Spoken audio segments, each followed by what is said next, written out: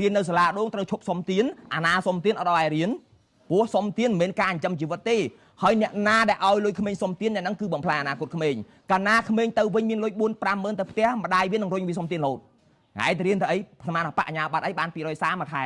បើមួយថ្ងៃសុំបាន5ម៉ឺនមួយខែបាន$450បាត់អីអញ្ចឹងអ្នកណាក៏ដោយដែលធ្វើទានអត់មានកំណត់ចេះគិតវែងឆ្ងាយឲ្យទៅកាន់ក្មេងស្មើនឹងបំផ្លាញពេលខ្លះក្មេងមកក្រុមនៅក្នុងទីក្រុងភ្នំពេញជាឧបករណ៍របស់ជនខិលខូចវាដាក់មកក្រុមឲ្យសុំហ្មងណាហើយយើងធ្វើបុណ្យដល់ជ្រះថ្លាជួយគេមិនគិតផងជួយតាមចិត្តទៅឲ្យទៅគេនៅពេលដែលឲ្យហ្នឹងគឺឃើញគេត្រូវការជួយប៉ិតតែបើក្មួយឃើញថាឃើញការបោកប្រាស់កិច្ចទៅបងខ្ញុំគាំទ្របងឯង 100% ហ្មងនិយាយទៅខ្ញុំមើលឃើញចំណុចហ្នឹងយូរហើយប៉ុន្តែខ្ញុំនិយាយអត់ចេញដោយសារខ្ញុំអត់មានតែគេស្គាល់ហើយទឹកមាត់ខ្ញុំអត់ប្រៃទេជាក់ស្ដែងគ្រាន់តែនៅតាមទីសាធារណៈណាដូចជាទៅដើរហាត់ប្រាណឬក៏ទៅដើរលេងមួយមិត្តភ័ក្តិមានក្មេងសុំទានមកហើយយើងអត់ឲ្យយើងកវីក្បាលយើងអត់ឲ្យអ្នកផ្សេងនៅចិត្តហ្នឹងដូចអ៊ំពូមីងអីចឹងគាត់មើលមកយើងហើយគាត់មើលមកដូចយើងហ្នឹងមនុស្សអត់ចិត្តណាហើយគាត់ក៏ឲ្យលុយក្មេងៗទាំងអស់ហ្នឹងអាហ្នឹងគឺយើងអត់បន្ទោសគាត់ទេយើងត្រូវទទួលស្គាល់ថានៅក្នុងប្រទេសយើងគឺពោពេញទៅដោយក្តីស្រឡាញ់ក៏ដូចជាពោពេញទៅដោយក្តីអាណិតអាសូរប៉ុន្តែនៅពេលដែលក្តីស្រឡាញ់ហើយនឹងអាណិតអាសូរហ្នឹងវាធំធេងខ្លាំងពេកគឺវាខ្លាចជាបញ្ហាអ្វីក៏ដោយឲ្យតែវាច្រើនជ្រុលវានឹងខ្លាចទៅជាបញ្ហាហើយនៅក្នុងសង្គមខ្មែរយើងមនោសញ្ចេតនាការអាណិតហ្នឹងគឺវាធំវាច្រើនគឺវាគ្រប់ដណ្ដប់នៅក្នុងប្រទេសមូលហេតុដោយសារអីបើតាមខ្ញុំយល់ឃើញគឺយើងកើតមកពីមួយចំនួនទៅមួយចំនួនហ្នឹងស្ថិតនៅក្រោមការមើលថែអប់រំរបស់ឪពុកម្ដាយយើងដែលគាត់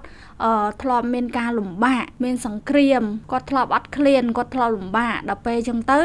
គាត់ឃើញអ្នកលំបាកគឺគាត់អាណិតហើយគាត់មើលឃើញខ្លួនឯងហើយគាត់អាណិតអញ្ចឹងយើងអត់បន្ទោសគាត់បានទេបញ្ហាហ្នឹងអ្វីដែលសំខាន់គឺខ្ញុំឃើញក្នុងវីដេអូនេះហើយខ្ញុំសប្បាយចិត្តដោយសារតែម៉េចដោយសារតែបងនិយាយនៅមុខយុវវ័យ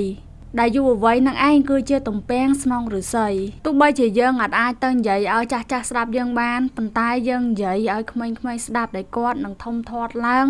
ហើយគាត់នឹងរស់នៅក្នុងសង្គមមួយនេះអញ្ចឹងទាំងអស់នេះហើយគឺជាអ្វីដែលយើងគួរតែធ្វើទាំងអស់គ្នាសម្រាប់ប្រធានបទសុំទាននេះគឺជាប្រធានបទដែល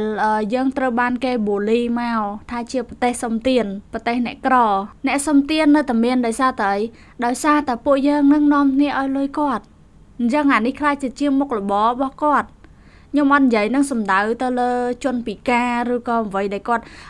អាចមានសមត្ថភាពក្នុងការធ្វើការរស់ស៊ីបានទេណាខ្ញុំនិយាយទៅលើកូនក្មេងដែលក្មេងទាំងអស់ហ្នឹងអាយុប៉ុណ្ណេះវាត្រូវនៅសាលាតែហេតុអីបានជាវាត្រូវមកសុំទាននៅទីសាធារណៈដោយសារតែវាសុំទៅយើងឲ្យវាដល់ពេលយើងឲ្យវាខ្លាចជាភាពងាយស្រួលក្នុងការរកលុយរបស់វាដូចបងនិយាយចឹងធ្វើការរៀនបញ្ញាបត្រប្រាក់ខែចេញមកបានតិចតួចជាងអ្នកសុំទានទៀតអញ្ចឹងទៅអានេះគឺជាការបំផុសគំនិតក្មេងថាសុំទានស្រួលជាងធ្វើការ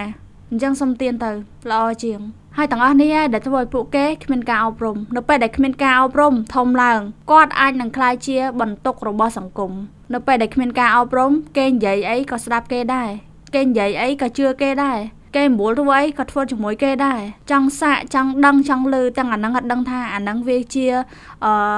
អាវុធទេ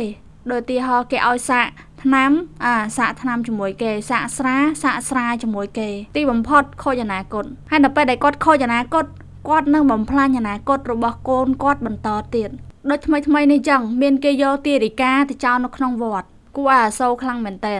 តោះយើងទៅមើលវីដេអូនឹងទាំងអស់គ្នាបាទយកគ្នាមកបោះចោលនៅគៀនមច្ឆាវត្តប្រជាជនទាំងមេឃភ្លៀងរលឹមស្រិចសួរថាទាំងយើងទាំងគេបាទយើងមនុស្សធំយើងនៅតែល្ងាឲ្យចោះចំនួនថាក្មេងតាមតែកើតឲ្យមូលហេតុឲ្យដាច់ចិត្តយ៉ាងនេះបាទខ្ញុំមិនដឹងថាចិត្តរបស់ម្ដាយដែលបានបោះកូនចោលនេះចិត្តគាត់បែបណាចិត្តដាច់យ៉ាងណាដល់ថ្នាក់យកកូនខ្លួនឯងបង្កើតយកបោះចោលប្រជាជនគឺសំណាងខ្លាំងមែនទែនបានបងប្រុសម្នាក់ដែលគាត់ធ្វើការដាក់បកាយនៅទីតាំងវត្តខាងលើនេះបានឃើញហើយចោះបើអត់ឃើញបើស្អែកឡើងមិនបាត់បង់ជីវិតទេប្រជាជនអញ្ចឹងដូចដែលយើងដឹងស្រាប់ហើយថារឿងនេះមិនអាចដោះស្រាយបានក្នុងរយៈពេលមួយអាទិត្យមួយខែឬក៏មួយឆ្នាំបានទេវាត្រូវការដោះស្រាយមួយដំណាក់កាលម្ដងមួយដំណាក់កាលតាំងពីក្រោមរហូតដល់លើតាំងពីក្មេងរហូតដល់មនុស្សចាស់ខ្ញុំជឿថាការអប់រំគឺសំខាន់នៅពេលដែលមានការអប់រំគឺមនុស្សយើងមានការគិតហើយនៅពេលដែលមានការគិតមនុស្សយើងនឹងអាចបែងចែកបានហើយថាអ្វីដែលគួរធ្វើអ្វីដែលមិនគួរធ្វើហ ហើយខ្ញុំក៏សប្បាយចិត្តដែរដែលថ្មីនេះសម្ដេចធិបតីគាត់បានជួយឧបត្ថម្ភដល់សាលាដងដែលធ្វើឲ្យសាលាដងហ្នឹងអាចបន្តបេសកកម្មរបស់គាត់បាននៅពេលដែលមេធំចេញមកមួយហើយក៏មានអ្នកក្រោយហ្នឹងជួយជាបន្តខ្ញុំអត់ខ្វល់ថាការជួយហ្នឹងគឺជាការជួយដោយទឹកចិត្តឬក៏ជាការប្រម៉ូទឬក៏ជាការធ្វើទីផ្សារអីខ្ញុំអត់ខ្វល់ទេសំខាន់គឺគេបានជួយសាលាដងអញ្ចឹងវីដេអូរបស់ខ្ញុំគឺមានតែប៉ុណ្្នឹងទេហើយបើសិនជាអ្នកទាំងអស់គ្នាគិតថាមើលវីដេអូនេះហើយវាបានចំណីល្អនៅក្នុងការគិតជួយ Subscribe ខ្ញុំក៏ដូចជាចែករំលែកទៅកាន់មនុស្សជាទីស្រឡាញ់របស់អ្នកទាំងអស់គ្នាផងជួបគ្នានៅវីដេអូក្រោយបាយបាយ